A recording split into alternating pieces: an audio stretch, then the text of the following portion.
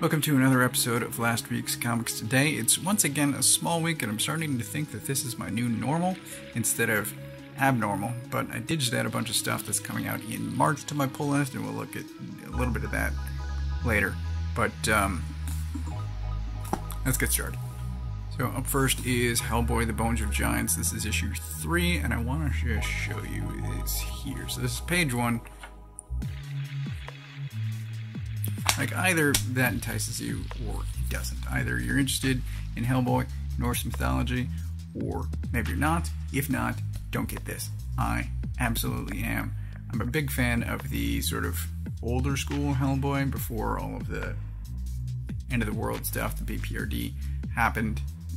Just HELLBOY, random adventures. That's what this is. If that interests you, then absolutely pick this up or wait for the trade. There's only one issue left. Human Target, issue 3. This is focused on Guy Gardner, and it is still a sweary Tom King. It's good, and this momentarily makes me like Hal Jordan. I hate Hal Jordan, and I don't think I've had an opportunity to express that on this channel, but I absolutely do. And for a second, I liked him, and then the rest of the issue happened. But this is good, and sort of like Strange Adventures and Batman Catwoman, I don't know whether or not I can or should recommend this until it's complete, just because of the way Tom King writes his books, but I'm enjoying it for now. Once in Future, issue 23, as always, I love this book. It continues to be amazing. There's actually this story here, who we started to focus on a little bit.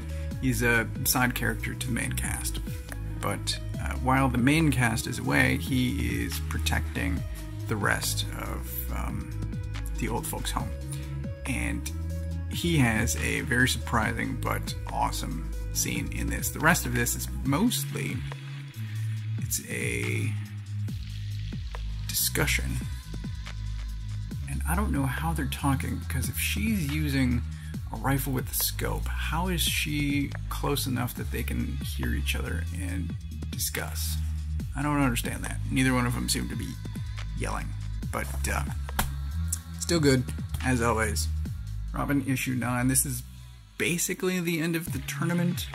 After last issue, this guy came out of a pit, and there's a better shot of him. Something happens in here, and it's a good build-up to what should have been a better reveal, but I'm going to show you as soon as I can find it. So here he is, he's painting something, right? And it comes to this, which I think is supposed to have been like a big deal reveal. I mean, they denote 3/4 of the page to it, and I found it comical. Like, it's ridiculous. He's trying to rally people, and he painted circles around his eyes and an R on his chest and blood. But whatever. This has a genuinely surprising cliffhanger ending, and I don't know where it's going next, but that was weird. It's weird. Swamp Thing Green Hell. This is issue 1, but it's a 3-issue series, and this is essentially post-apocalyptic Swamp Thing. It's almost like the Old Man books that Marvel are doing. It's in the future, and I really enjoyed it, but I think some people might have complaints that Swamp Thing isn't in it enough. A lot of this is set up for the world and some of the cast before we eventually get to Man-Plant murder. It's really good, but there is a reveal that I'm not talking about at the end. There's actually 2, really, but like I said, I'm not talking about either one of those. I will probably talk about those when issue 2 comes out, but it's good, super enjoying it. Previews also came out this week, and I always rip these things apart as I go through them. As I said at the beginning of the video, this is for material that's coming out in March, and there's a couple of DC books that I wanted to point out because I'm super excited about these.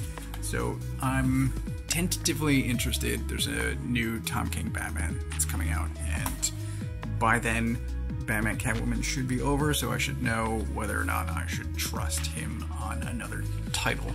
But we've also got one of my favorite current artists, Dan Mora, working with Mark Waid on Batman Superman title, which, yes, please, I will take all of the Dan Mora I can get. And then we've also got Sean Murphy doing a new White Knight. So, hell yes. And here's a preview page of that. So, if you're not getting previews, I recommend it, just because, I mean, you get to learn about titles that you might not have otherwise known about, and you can add those to your pull list at a local comic shop. I get all of my comics from a local comic shop, and if you don't know where yours is, you can use this URL to find the one closest to you.